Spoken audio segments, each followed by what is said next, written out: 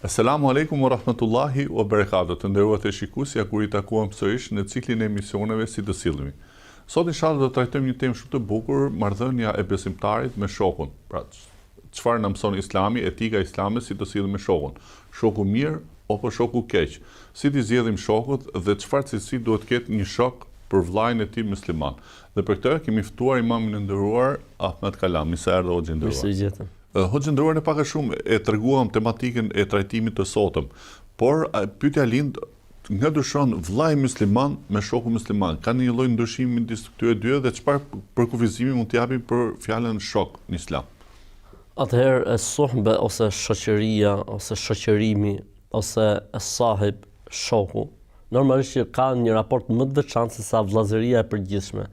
Vllazëria e përgjithshme është një vllazëri me të gjithë muslimanët, domethënë me të gjithë besimtarët.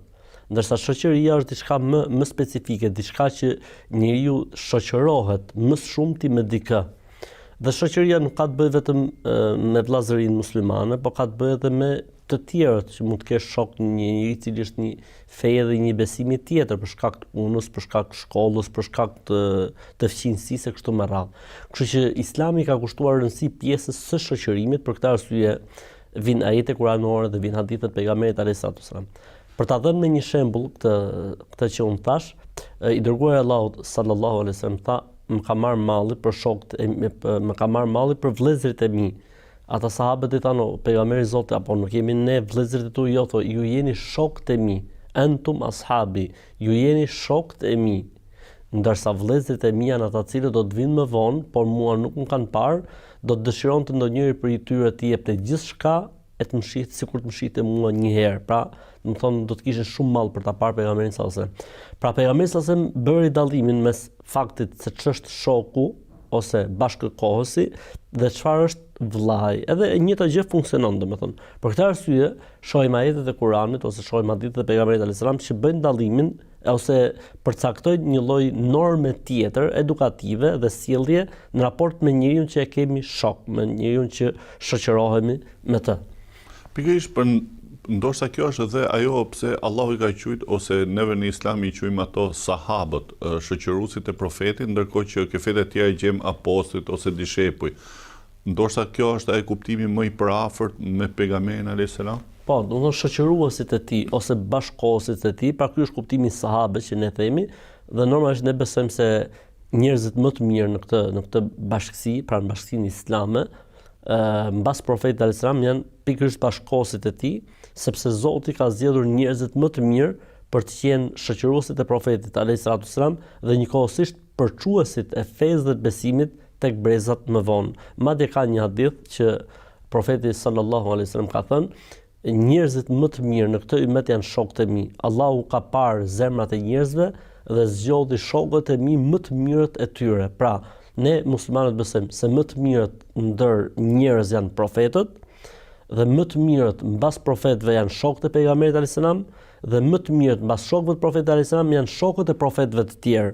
Pastaj vijnë njerëzit, pastaj sipas devotshmërisë dhe përkushtimit e kështu me radhë.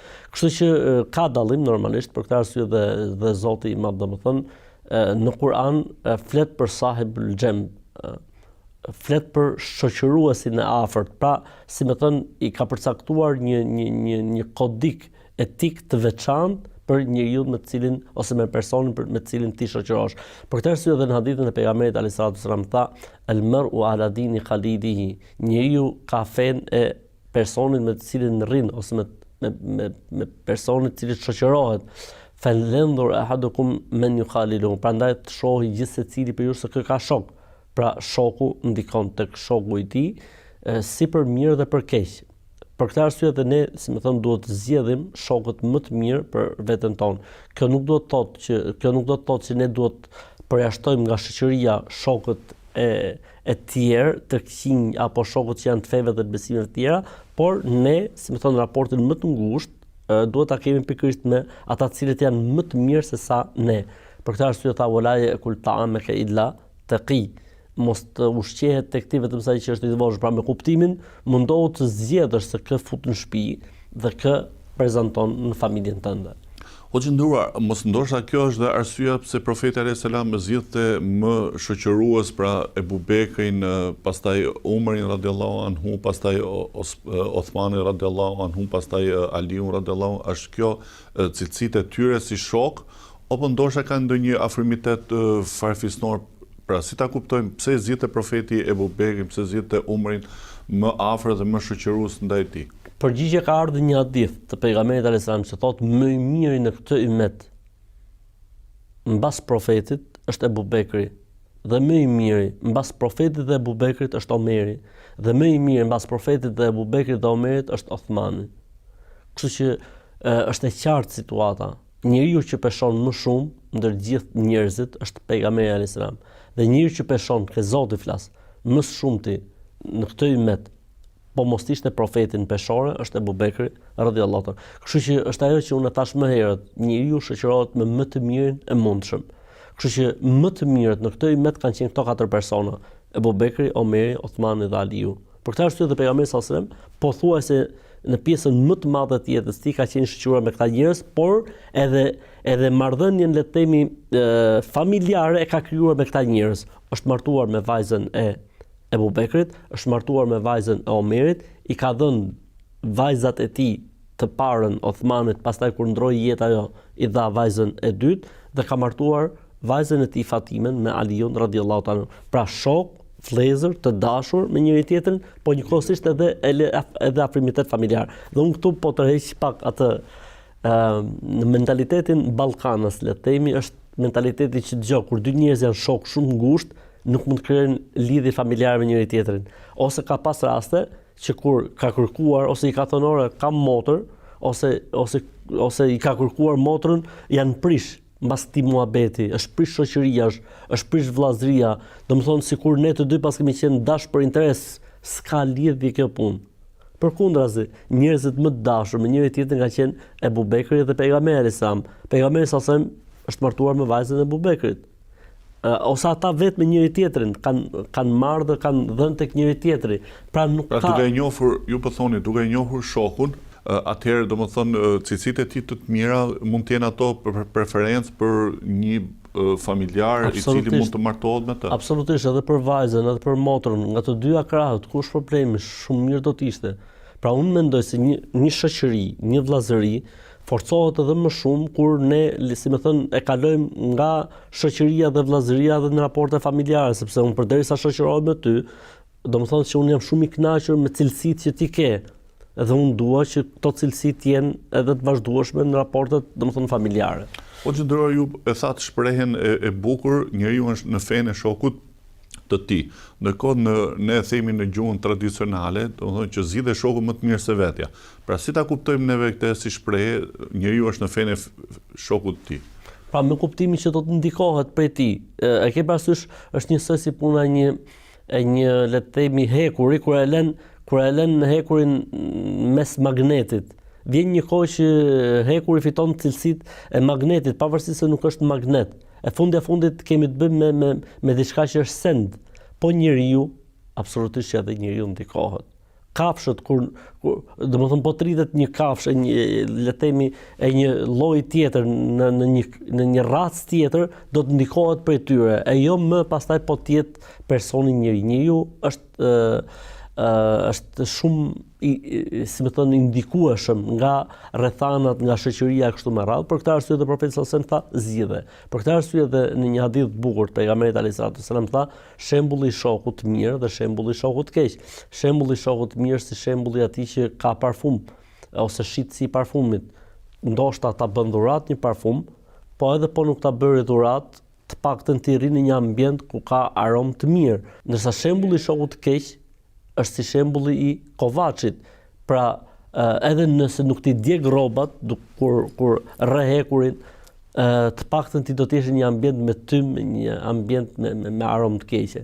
Kështu që njeriu, domethënë, ndikohet nga ambienti, njeriu ndikohet nga shoqëria, njeriu ndikohet nga gjitha. Për këtë arsye jemi të obliguar që ta zgjedhim më të mirë. Unë gjithmonë dua të kushtoj si faktit. Kjo nuk do të thotë që duhet bëjmë shkëputje nga shokët e tjerë jo, të mundohemi të ndikojmë tek ata për mirë edhe t'i afrojmë edhe ata, t'i përmirësojmë edhe ata.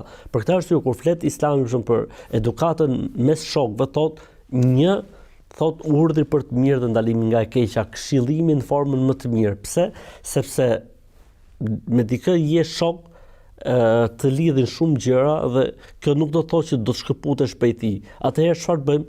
Ta përmirësojmë gjendjen dhe situatën e tij. Pra, ta ruajmë veten, të kemi një shoqëri tjetër me të cilën mbahemi dhe na mbajmë, ndërkohë që shokun le të themi jo të devotshëm apo shokun e keq, nëse ta quajmë kështu, mundohemi ta afrojmë në shoqërinë tonë, ta ngrejmë edhe atë me shoqërinë tonë. Sepse ne me të vërtetë themi që zgjidhë shokun më të mirë se vetja, po ky i keqi ku do ta gjej shokun? Nëse ne nuk do t'i japim krahun, nëse ne nuk do t'i japim dorën. Pra asnjëherë nuk do të kuptojmë me këtë që ne duhet të bëjmë një blok me shoqërinë e keqe, por me shoqërinë e keqe duhet të jemi, domethënë, të kujdesshëm dhe vazhdimisht të vëmendshëm. Pra të mundohemi që t'i marrim në shoqërinë tonë, t'i përmirësojmë, t'i rregullojmë dhe jo të bijem në nivelin e tyre. Në momentin që bijem në nivelin e tyre, atëherë është ai hadithi që unë e përmenda më herët, që njeriu ka fen e shokut e tij të ngushtë, ose siç thot proverba arabe, as-sahibu sahibun, shoku të tërheq. Pra, sido që të jetë për mirë ose për keq. Hoxhë nderuar, ju pak a shumë e shpjegua, domethënë që njeriu duhet të ketë një lloj relacioni midis shokut të mirë dhe shokut të keq. Por në etikën islame, a ka muslimani disa detyrime ndaj shokut, apo disa distancime ndaj një shoku në momentin që ai mund të bëjë një gabim? Në Islam, domethënë ne kemi atë që quhet këshilla e cila duhet të jetë e pastër dhe e sinqertë. Domethënë në momentin që shoku jon gabon ose ka një gabim, në Islam nuk sugjerohet që njeriu t'i japi duart kur i thon, por sugjerohet që t'i japi dorën dhe ta afroj, pra ta afroj pranë vetes dhe ta këshilloj, sepse mund të jetë një moment reflektimi, mund të jetë një moment që njeriu nganjëherë bën një gabim ose bën një sjellje jo të duhur, por është shërben ky moment që ai më pas të reflektojë, të përmirësohet, siç kemi për shembull rastin e historisë së Ka'b ibn Malikit, edhe dy shokëve të tij, të cilët bën një gabim shumë të rënd, pra nuk ndihmuan profetin alayhis salam apo nuk e shoqëruan profetin alayhis salam në një thirrje publike për herë të parë, si jo rrallë herë të ketë bërë ndonjëherë pejgamberi sallallahu alajhi wasallam thirrje siç ishte rasti i Bukut, dhe 3 persona, pra Ka'b ibn Malik dhe 2 tjerë nuk shkuan, nuk ju bashkangjitën, domethënë profeti alayhis salam, megjithëse kishin mundësitë edhe kushtet, dhe kur u kthye profeti alayhis salam në Medinë, të gjithë le të themi ata që nuk e shoqëruan profetin alayhis salam gjenin arsye nga më të ndryshmet te profeti, munafiqët i arsyetonte. Dakord, shko, u pranua, shko, domethënë me kuptimin Kur erdhi Ka'b ibn Malik, tha o pejgamberi i Zotit, tha sallallahu alaihi wasallam, tha unë ta kam qenë i fortë, i fuqishëm, i kam pas mundësitë, po ja që nuk dola. Pejgamberi sa çfarë tha? Ky tha të vërtetën. Ti tha dil anash, derisa ta sqaroj Zoti punën tënde. Edhe tjetri mbas Ka'bit tha të njëjtën gjë, dhe tjetri, 3 persona, tha jo dilni anash. Ndërkohë që gjithë hipokritët që gjetën arsye koti, i fali, me kuptimin tha shkoni jeni të lirë, përveç këtyre që ishin sinqert. Mirë, po ishte ky moment reflektimi prej tyre dhe mos dhënia duarve, pra me kuptimin mos abandonimi nga ana e profetit sallallahu alajhi wasallam, që këta njerëz pasi kaluan një sprovë shumë të rëndë, Zoti i përmendi në Kur'an se janë penduar sinqerisht dhe janë për njerëzve më të penduar te Allahu dhe janë njerëz afër Zotit. Kështu që ne, domethënë, unë nuk jam atë që thot mos urre mëkatarin, po urre mëkatin, sepse mëkati është abstrakt, ku është mëkati? Mëkati është tek mëkatari, pra por ne jemi me atë që mëkatarin afroje, mëkatarin shëroje, mëkatarin shihe si njëri i cili është i smur. Në momentin që doktori do të ishte dorë nga të smurët, çfarë do të ndodhte? Kështu që ne duhet të jemi në pozicionin e doktorit, ne duhet të jemi në pozicionin e prindit, ne duhet të jemi në pozicionin e vllait, ne duhet të jemi në pozicionin e psikologut. Pra, kemi njëri i cili ka një problematikë caktuar, çfarë do të bëjmë me të? Ta rregullojmë, ta përmirësojmë, t'i rrim pranë, ta trajtojmë në formën më të mirë, ta këshillojmë me sinqeritet, mos ta përmendim në takime, mos ta përhapim gabimin e tij, sepse fundi a fundit ai është njeri mund të jetë një moment reflektimi, po mund të jetë dhe një moment që mund ta dëmtojmë edhe më shumë se sa gabimi i tij ose pasojat që mund të sjellë, dëmet që mund të sjellin në shoqëri mund të jenë shumë më të mëdha se sa gabimi personal që mund të ketë bërë ky person mes tij dhe Zotit të tij, mes tij dhe krijuesit të tij, që ti ndoshta e ke dëshmuar apo e ke parë në një moment dobësie. Pra pak a shumë ne kemi disa detyrime ndaj shokut, po cilat janë këto detyrime? Prej detyrimeve, domethënë disa i përmendëm, domethënë ta këshillojmë, ta urdhërojmë për të mirë, ta ndalojmë nga e keqja, ta ndihmojmë kur i bëhet padrejtësi, ta ndihmojmë kur bën padrejtësi. Po thanë pejgamberi i Zotit, sikur bën padrejtësi, tha kur bën padrejtësi ta ndalojmë nga padrejtësia që ai po i bën të tjerëve. Kemi detyrë që nëse ai ka një hall apo një siklet të gjindemi pranë, e kemi për detyrë që kur ai ka një gëzim të jemi të jemi pjesë e gëzimit të tij, ta urojmë kur ai ka një fatkeqësi ose një hall, ta ngushëllojmë, të gjendemi pranë. Kur ai ka ndonjë nevojë, le të themi ekonomike apo çdo lloj gjëje tjetër, ta ndihmojmë, siç tha pejgamberi sallallahu alajhi wasallam, të rri në krah të vllait tim, kur ai ka një nevojë dhe një hall, është më e dashur për mua se sa të rri një muaj në xhami duke adhuruar Zotin. Pra, domethënë ta ndihmoj për të kryer një hall apo një siklet që ai ka. Domethënë, unë mendoj se detyra kryesore që ne kemi ndaj një shoku është ta afrojmë në Islam. Ta çojmë në xhenet, ta shpëtojmë nga zjarri i xhenemit. Si bëhet kjo punë? Duke i ofruar atij Islamin, duke i treguar atij se sa e mirë është kjo fe dhe sa mirë është që njeriu të jetojë si musliman, sepse kështu i kemi dhënë shokut tonë të ngushtë mundësinë që ai të fitojë jo vetëm mirësitë e kësaj bote, por të fitojë edhe mirësitë e botës tjetër. Pra, t'i gjendemi pranë në nevojë, ta afrojmë shokun tonë në Islam dhe normalisht në momentin më të parë që do të preket ai nga dikush, ne duhet t'i dalim mbrojtje. Siç tha i dërguari i Allahut sallallahu alaihi wasallam, nëse dikush i del në mbrojtje shokut të tij në një moment kur ai nuk është prezent, ka dy shpërblime. E para, në një rast tjetër dhe situatë tjetër të ngjashme, dikush do t'i dalë mbrojtje atij, siç i doli mbrojtje shokut të tij pa qenë prezent, dhe tha tjetra, në botën tjetër, Allahu xhallal xhelalu, dikush që i del në mbrojtje dikujt duke mos qenë prezent, do të ketë shpërblim të madh në botën tjetër. Gjithashtu, domethënë është mospërhapja e tmetave dhe gabimeve. Domethënë shoku është njeri, edhe mund të ketë meta dhe gabime. Ne këto meta dhe gabime që hasim tek shoku ynë, nuk duhet t'i tregojmë tek njerëzit, nuk duhet t'i përhapim tek tjerët. Gjëja tjetër është nuk duhet të hulumtojmë për gabimet e tij apo për tmetat e tij, sepse çdo njeri ka disa raporte sekrete mes tij dhe Zotit. Ty në një moment caktuar mund të jepet mundësia të zbulosh diçka prej kësaj perdje që Zoti ka hedhur mbi shokun tënd. Allahu na mëson në Kur'an që ne nuk duhet ta bëjmë këtë punë. Pra, le t'i lejmë njerëzit ashtu siç paraqiten, siç tha Omeri radhiyallahu anhu, ne i trajtojmë njerëzit siç paraqiten. Pra ne sillemi njeriu siç paraqitet ai, se si është ai, si ka punët ai me Zotin e tij, kjo është një pjesë që neve nuk na intereson. Në një moment caktuar, le të flasim për jetën shoqërore. Ty mund të jepet mundësia të zbulosh paswordin e celularit të tij. Dhe ai largohet, ti nuk të lejohet që të marrësh të hapësh celularin e tij. Në një moment caktuar ai lën kompjuterin hapët, për shembull, ka Instagramin hapur ose ka Facebookun hapur, një nga rrjetet sociale. Ty fetarisht nuk lejohet që të futesh dhe të depërtosh. Pse? Sepse janë raporte sekrete mes njeriu dhe Zotit të tij dhe neve nuk na lejohet që të hulumtojmë, sepse të xhesus do thotë të hulumtosh për gabimet e tjetrit ose për tmetat e tjetrit, për zbuluar, le të themi, sekretet e tjetrit. Për të spionuar më saktë. Po spionuar, do të thotë mund të ketë edhe një kontekst kështu sikur ka të bëjë vetëm me shtetin ose me qeverinë, jo, spioni, pra është më e thellë, domethënë tentativa e njeriu për zbuluar sekretet e dikujt, kjo futet tek fjala spionim, domethënë.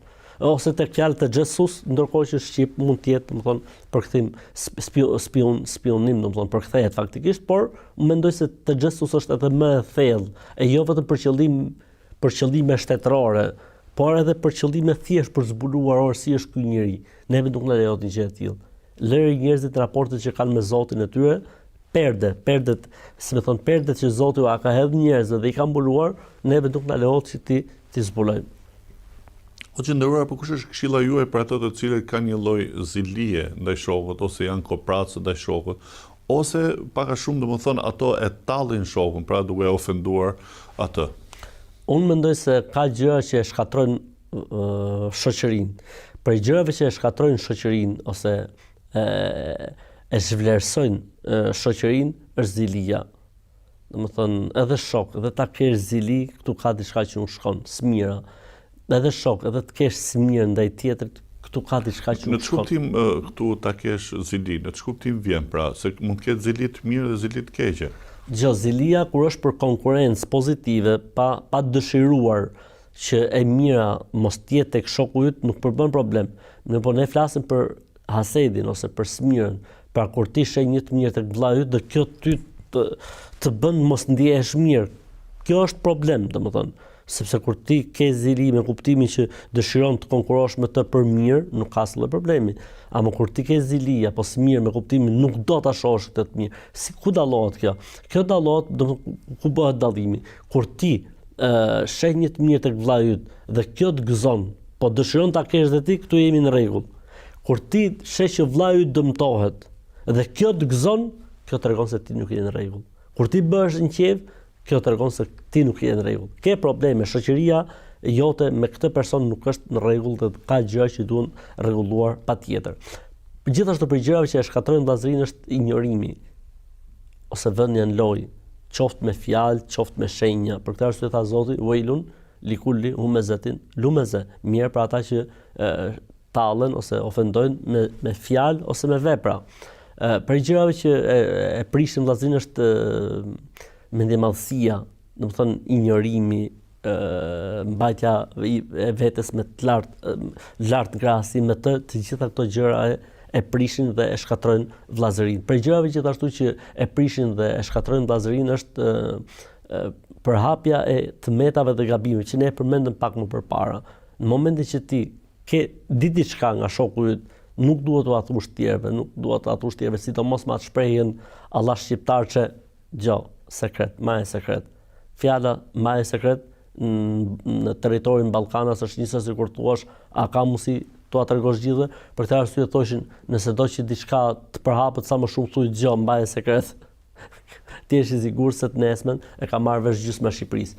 Kështu që pra ti ruash sekretet shokut, kur ai të tregon diçka duhet ti ruash sekretet. Po, patjetër. Për shoqërisë mirë është ruajtja e sekretit dhe treguesi i shoqërisë jo të mirë është përhapja e sekreteve apo e gabimeve që mund të hasim tek shoku. Për gjërave gjithashtu që le të themi bien ndesh me vllazërinë e vërtet ose me shoqërinë e vërtet, është fakti që ne domethënë mund ta dëmtojmë atë, domethënë në pasurinë e tij, mund ta dëmtojmë atë në nderin e tij, mund ta dëmtojmë atë në dinjitetin e tij.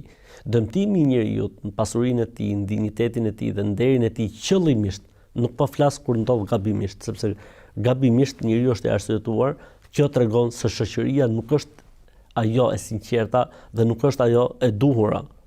Pra, shoku i mirë don që ti të jesh mirë, të jetosh mirë, të kesh ekonomi të mirë, të jetosh mirë me familjen tënde, me shtëpinë tënde. Pra të do të mirën, me pak fjalë. Të do të mirën. Në momentin që, domethënë, kjo bie ndesh, domethënë, këtu tregon se ka diçka që nuk shkon.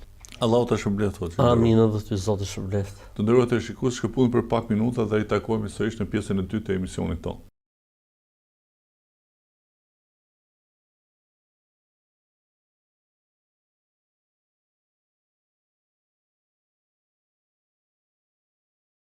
Të nderuar të shikues, ku i takuam në pjesën e dytë të emisionit, si të sillemi me shokun. Hoxha nderuar, neve folëm për shokun, për detyrimin ndaj tij, për ndalesat që duhet kemi ndaj sjelljes me të, por ndërkohë Ibn Xhauzi thotë një shprehje të bukur. Nëse nuk më takoni në xhenet, kërkoni për mua, po pyesni për mua. Si ta kuptoj? Marrëdhënia me shokun, mos ndoshta përveç kësaj bote është edhe në botën tjetër? Padyshim. Për këtë arsye, një nga momentet më dëshpëruese që do të përjetojnë banorët e zjarrit është momenti që u vinë shokët dhe nxjerrin shokët e tyre nga zjarri i xhenemit. Faqalu fama lana min shafi'in wala sadiqin hamim. Mirë për ne, as ndërmjetësues, as shok të ngushtë që të na nxjerrin për zjarrin e xhenemit. Për këtë arsye në hadithin tjetër, pejgamberi sa tha, kur njerëzit do të jenë në xhenet pra besimtarët, do të kërkojnë Zotit një takim. Dhe do i thonë o Zot, po shokët tanë nuk po i shohim në xhenet. domethënë kemi ngrënë me ta, kemi pirë me ta, kemi agjuruar me ta, kemi qenë në xhami me ta, kemi qenë bashkë. Nuk më shohim xhenet, ta Zotit do të vinë xhenet, po do të vinë pas një kohe. Thot pejgamberi sa dhe nuk i ndahen së kërkuar i Zotit derisa Zoti thotë shkoni dhe merrni vëllezërit tuaj nga zjarri i xhenemit, sillini në xhenet. Po si do i njohim o Zot? Zjarri i xhenemit. Tha Zoti, ja kam ndaluar zjarri i xhenemit që t'ua preki fytyrat dhe vendet kanë rënë sejdë. Pra do i njihnin mbas fytyrës edhe gjymtyrëve që nuk i ka kapur zjarri i xhenemit. Kemi edhe rastin tjetër, shoku të keq. Tregon i madhi Zot në Kur'an se si kanë qenë në këtë botë dy shok, njëri i devotshëm i mirë dhe tjetri jo besimtar. Dhe ky i miri vazhdimisht i fliste atij, dhe ai vazhdimisht që e vente në dyshim. Pa hajde burr kush e ka pa hajde burr kush është kthyer pranë ne, pa hajde burr se po vdiqe me çan këto muhabete. Dhe që ky vazhdimisht i thoshte, përderisa e thot Zoti është e vërtetë. Deri në një moment caktuar ndonjëherë edhe këtij shoku të mirë vinte edhe ndonjë dyshim, po e kalonte. I thoshte prapë vëlla, do dalim para Zotit, Zoti është i plotfuqishëm, ka krijuar qiellin, ka krijuar tokën, ai krijoi njeriu nga balta, Zoti është i plotfuqishëm t'i kthejë edhe një herë njerëzit në jetë, mos dysho se e kanë thënë gjithë profetët e ka thënë Allahu tregon Kur'an këtë ngjarje, thotë, dhe kur besimtari thot shokëve të tij në xhenet, thot shokëve, o vëllezër, thot shokëve të xhenetit tani. Or kam pas thot një shok ngushtë në atë botë që më thoshte, po pse i besoti këto gjëra? Po pse po vdiqem do të ngjallem edhe herë? A shkojmë thot? Dhe ikin gjithë bashkë si grup për ta parë shokun e tyre. Dhe ai e sheh, ky është në zjarr, ky është vjen nga lart për ta parë. I thot, o filan, i thot. Po i thot ai. Thot, a e më mend thot si më thojshë në atë botë që do të kthehemi edhe një herë, kush do të ngjallë edhe një herë? Thot, lekad kitte en turdin. Gati sa s'mbërë si vetja jote. Pra ka ardhur një moment, gjithmonë po i mohabet, gati sa s'më tërhoqe dhe mua. Po deshi Zoti më shpëtoi. A e kupton thot që nuk ka vetëm një vdekje? Pra nuk është vetëm e vdekja e parë, po ja ne jemi një ngjallje të dytë, të kemi dalë të gjithë përpara Zotit. Për këtë arsye, domethënë, është kushtuar rëndësi kësaj pjese, për këtë arsye, domethënë, njeriu duhet të ketë sabër, duhet të ketë durim për të pas shoqëri të mirë, se shoqëria e mirë të bezdis. Shoqëria e mirë kur vjen koha e namazit, ai u fale, të merr në telefon. Shoqëria e mirë kur shef gabim bëhet name, po si kishe bërë, man qëndrim ndaj teje. Shoqëria e mirë, domethënë, kur shen në një moment dobësie, të jep forcë, të jep fuqi. Shoqëria e mirë kur shes se ti do tentosh të marrësh një rrugë gabuar, bëhen gjithë grup, bëhen blok që të ndihmojnë që të kthejnë. Nuk është e lehtë që të kesh një shoqëri të mirë. Dhe shumë e lehtë të kesh një shoqëri të keqe. Për këtë arsye thotë Zoti në Kur'an: "Wasbir nafsaka ma'a alladhina yad'una rabbahum bil ghadati wal 'ashiyyi yuriduna wajhahu." O Muhammed, bëj i durueshëm që të rish me ata që i lutën Zotit mëngjes dhe darkë. Bëj i durueshëm, pra nuk është e lehtë. Nëse pejgamberi sallallahu alaihi wasallam thonjza nuk do ta kishte të lehtë për një shoqëri të tillë, sa shoqëri imani, besimi, mbrojtëse, ruajtëse, merrem mend për ne të tjerët sa të vështirë mund ta kemi që të kemi një shoqëri të mirë, sepse shoku i mirë për çdo gjë më thoi se bëhet i bezdishëm. O vlla, po jo s'bën. O vlla, ku e ke argumentin? O vlla, po kjo është haram. O vlla, po mos e bëj këtë. O vlla, se kjo më duket se është kufër. Domethënë, mundohet, po pse i thot ai? Ai nuk do që të bezdisi faktikisht. Ai do fort i dhimbsesh edhe do që si të mbrojë, si të ruaj. Kështu që shoqëria e mirë dhe nuk është e lehtë faktikisht. Nuk është e lehtë. Për këtë arsye edhe Islami ka nxitur. Për këtë arsye edhe Islami thotë bëu i durueshëm, sepse shoqëria e mirë është ajo që të bën dobi, si në këtë botë edhe në botë tjetër. Sepse shoqëria e mirë nuk është ajo që flet vetëm për punë të ahiretit mirë. Edhe në këtë botë, shoku i mirë, në momentin që i jepet mundësia për të bërë një lidhje, për të krijuar një mundësi, menjëherë, domethënë, i pari që i shkon mendje ti, sepse ti je ai është shok i mirë për ty, edhe nuk mendon që të bëj mirë vetëm në botën tjetër, vetëm në ahiret, po mundohet të bëj mirë edhe në jetën e kësaj bote. Hoxhë nderuar, ne pak a shumë folëm për shokët, por ndërkohë domethënë a vlen këto këshilla që ju përmend, a vlen këto hadithe profetike me në marrëdhënie midis shoqes dhe shoqes? Normalisht ne gjithmonë kur flasim, domethënë shoku, nuk kuptojmë edhe shoqja, domethënë edhe shoqet me njëra tjetrën duhet të kenë të njëjtat raporte, domethënë siç pra për këtë arsye dhe titulli i emisionit është Sjellja në shoqëri. Pra nuk kemi për qëllim, domethënë një gjini të caktuar, kemi për qëllim, domethënë shoqërimin në tërësi, pavarësisht se ne duke qenë meshkuj këtu kemi folur në gjuhën në gjinin maskullor, po vlen për të dyja gjinit njëkohësisht. Hoxhë nderuar, madje më fal, ndoshta për çështjen e gjinisë femërore, ka edhe më shumë delikatesë, duhet të jenë shumë edhe më të kujdesshme, sepse raportet në gjinin femërore janë edhe më delikate, edhe më të brishta, dhe edhe më emocionale. Kështu që thyerja këtu në gjinin, le të themi, maskullore ka më shumë hapësirë për të kërkuar falje, një mashkull, le të themi, ka mundësi edhe të pranojë gjërat, edhe të kërkojë hallallikun, ndërsa tek femrat situata është pak më delikate, pra motrat muslimane, pra shoqëria femërore islame do të jetë shumë edhe më e kujdesshme, sepse raporti femëror si raporti i qelçurinave, siç e tha pejgamberi alayhis salatu wassalam. Kurse raporti maskullor është pak më ndryshe, është më i fortifikuar, le të themi, ka natyrë më të ashpër, ndërsa raporti brenda gjinisë femërore është shumë më i brisht, prandaj me kujdes, sepse është si puna e saj pasqyrës që po u thye vështirë, edhe mund të ngjitet, po prapë nuk kthehet në atë modelin që ka qenë. Për këtë arsye, po ta shoh për shembull në gjininë femërore, mallkimet janë shumë të shpeshta, sepse nuk e mbajnë dot veten, nuk e mbajnë dot zemërimin, ndërkohë që meshkujt janë pak më të arsyetueshëm, fundja fundit mbajnë një qëndrim dhe e mbyll me kaq, po nuk është natyrë mallkuese kështu me radhë.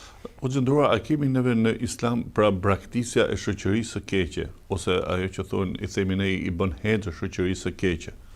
Bojkoti ndaj shoqërisë keqe, domethënë në Islam ka kritere dhe kushte. Origjina është që nuk zbatohet.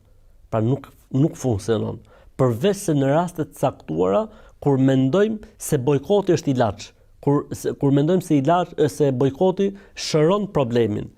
Domethënë në kohën tona, në kohën që ne jetojmë, bojkoti vetëm se i shërben për keq personit në fjalë, vetëm se do ta kaloj në krahun shumë më larg nesh. Pra nëse personi që ka bërë gabim është larg nesh në një moment dhe një situatë caktuar, bojkoti do ta çojë edhe më larg akoma dhe i ketë të tjerë të gatshëm që do ta mirëpresin në momentin më të parë që ne do të shpallim bojkot ndaj dikujt. Kjo është bojkoti për një besimtar. Unë e kisha kuptimin në bojkotin ndaj shoqërisë së keqe, pra kur siç është hadithi i personit që vrau 99 veta dhe më pas e bojkotoi atë vendin e keq. Po e qartë, domethënë nëse do flasim në këtë kontekst, okay, njeriu është mirë që të largohet nga shoqëria e keqe, sepse këtu i bie që të jetë një person në mesin e shumë të këqive. Pra largimi nga ato persona që mund të pinë drogë, alkool, lumbixhos. Atë cili është kriteri? Kriteri është nëse ti nuk mund ndikosh në një grup shoqëror të caktuar, që ata ti përmirësosh dhe ti rregullosh, atëherë më mirë largohu prej tyre, sepse në fund fare ti je përgjegjës për veten tënde, nuk je përgjegjës për gjithë botën. Në momentin që ty vetja jote të vihet në rrezik për shkak të shoqërimit me persona me problematika të caktuara, atëherë tërhiqu. Atëherë në këtë rast bojkotoje grupin, sepse njeriu sado që të jetë i fortë, vetëm është i dobët dhe krijon shoqërinë tënde. Mund të kesh sinjale dhe momente komunikimi, por jo që të jesh i shoqërueshëm. Hoxhë nderuar, besimtari duhet zgjedhë midis një shoku besimtar dhe një shoku jo besimtar që mund të jetë ateist. Ose Hoxhë nderuar, besimtari mund zgjedhë midis një shoku besimtar dhe një shoku besimtar, a ka ndonjë lloj përparësie në këtë mes? Nuk ka dyshim që shoqërimi me njerëz që na përputhen besimet tona, pikpamjet tona është gjë që është e këshilluar.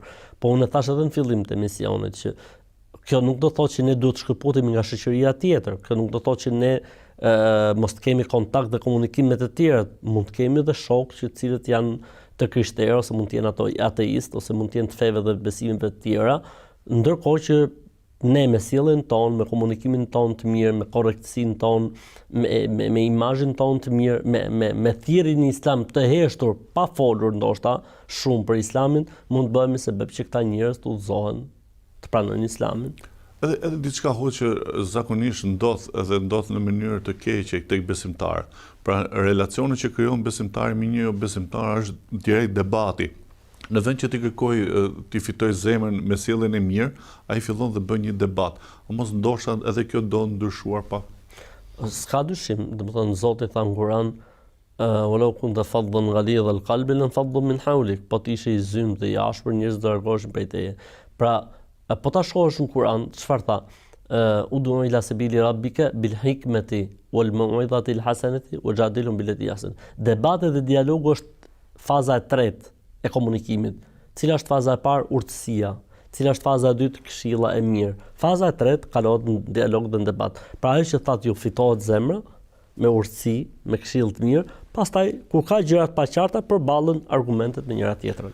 A duhet a duhet besimtarët muslimanë të thrasin shokët e tyre në xhami apo t'i dhënë ndonjë libër fetar për të avancuar ato në diturinë fetare? Absolutisht, unë e përmenda dhe më herët që është nga obligimet që kemi ndaj shoqërisë tonë që t'i ftojmë tek Zoti, t'i ftojmë tek xhamia, t'u ofrojmë atyre Islamin në formën më të mirë. Edhe më e bukur ajo që nderuar është pse Islami kërkon që besimtari të respektojë shokun e babait. Në hadith pejgamberi alayhis salam tha, prej respektit që ka njeriu ndaj prindit të tij është respekti ndaj shokëve të prindërve të tij. Pse? Sepse duke respektuar shokun e prindit e kujton atë me shoqërinë që ka pas me babain tënd dhe kjo është një shkak më shumë që ai të lutet për të, që ai të bëjë dua për të, por ka edhe një gjë tjetër, ne krijojmë, si më thënë atë, vazhdueshmërinë e lidhjes. Pra unë duke mbajt lidhjen me shokun e babait tim, automatikisht do të njihem me fëmijët e tij dhe krijohet një lidhje e re, një shoqërim i ri, i cili ka, le të themi, i cili ka një të shkuar, i cili ka një CV të shëndosh që është shoqëria e prindërve, ku ka më mirë se sa prindët të jenë shok me njëri tjetrin dhe fëmijët të jenë shok me njëri tjetrin dhe kjo shoqëri të vazhdoj brez pas brezi. Po që nduar ne njohim shumë mirë historinë e shtëpisë e Erkamit, ku profeti alayhis salam i mblidhte pra dhe formonte atë bashkë me shokët e tij në shtëpinë e Erkamit. Pra nga shtëpia e Erkamit, nga një shoqëri prej 7-8 vetash, kaloi në një bashkësi islame dhe nga bashkësi islame kaloi në shtetin e parë të Medinës, nga shteti i parë Medinës kaloi në hapjen e Mekës dhe në shtetin islam të plot tashmë, pastaj nga shteti islam në kohën e Bubekrit dhe Umrit kaloi një perëndori islame, një civilizim shumë të zhvilluar. Pra filloi pikërisht ke shokët. A kemi ne sot besimtarë të cilët kanë 7 shok, sikur kjo duket si diçka utopike, pra sikur nuk e krijojmë dot të lloj shoqërie. Unë mendoj se ne jetojmë në një kohë që modernizmi, materializmi, po edhe hapja e madhe, po edhe le themi tundimi dhe pasionet janë në një shkallë që është e paimagjinuar çfarë mund të jetë më herët. Për këtë arsye, kjo që thonë ju sigurohet shumë mirë në ambientet e kultit, në xhami, ku do t'i gjesh këta shokë, ku do i krijosh, si do t'i gjesh, o do t'i jesh ftues që t'i bësh me vete, dhe kjo do ishte fantastike, duke ndjek shembullin e profetit alayhis salam, ose duhet të shoqërohesh me ata që janë të përgatitur, që janë në objektet e kultit. Nuk ka dyshim se muslimani i mirë është ai i cili mundohet për shoqërinë e tij t'i bëj si vetja e tij në udhëzim, në namaz, në agjërim e kështu me radhë. Por nëse ai, domethënë, nuk arrin dot një shoqëri që t'i afrojë, atëherë të paktën le të shoqërohet me këta njerëz, le të krijojë, le të themi, ato aleancat interesante për një nismë të caktuar, për një aktivitet të caktuar, siç ndodh zakonisht, domethënë me rinin muslimane nëpër xhamia e kështu. Dhe kështu fillon ai rrethi shoqëror, dëshira për të përmirësuar dhe këtu fillojnë rregullimet, përmirësimet, me takime, me ulje të vazhdueshme. Për shembull, kam një grup çunash, për shembull, janë çuna të shkollave të mesme, ulemi çdo të shtunë me ta. Trajtojmë një temë që ka të bëjë me etikën, edhe ulemi me çunat, ata sjellin njëri tjetrin dhe është mbushur salla plot. Domethënë kështu ka filluar, ata kanë marrë njëri tjetrin. Edhe ata ndihen mirë me njëri tjetrin dhe ata unë shoh se si krijojnë aktivitete të caktuar, tani kanë aktivitetin e kampionatit shahut për shembull. Pra janë çuna të shkollave të mesme, të cilët domethënë e kanë krijuar këtë shoqëri domethënë shumë thjesht me njëri tjetrin, edhe në momentin që domethënë krijojnë një vizion të përbashkët, atëherë me shpresën e Zotit ka premisat mira për ata, po edhe për shoqërinë. Allahu të shpërblet të që ndërua. Amin dhe ju Zoti ju shpërbleft. Të ndërua të shikues, ishim me Hoxhën Ahmet Kalaja, folën për shoqërinë islame, për shokun e mirë, shokun e keq, për zgjedhjen e shokut më të mirë se vetja. Ritakohemi sërish në emisionin e ardhshëm. Selamun alejkum wa rahmetullahi wa barakatuh.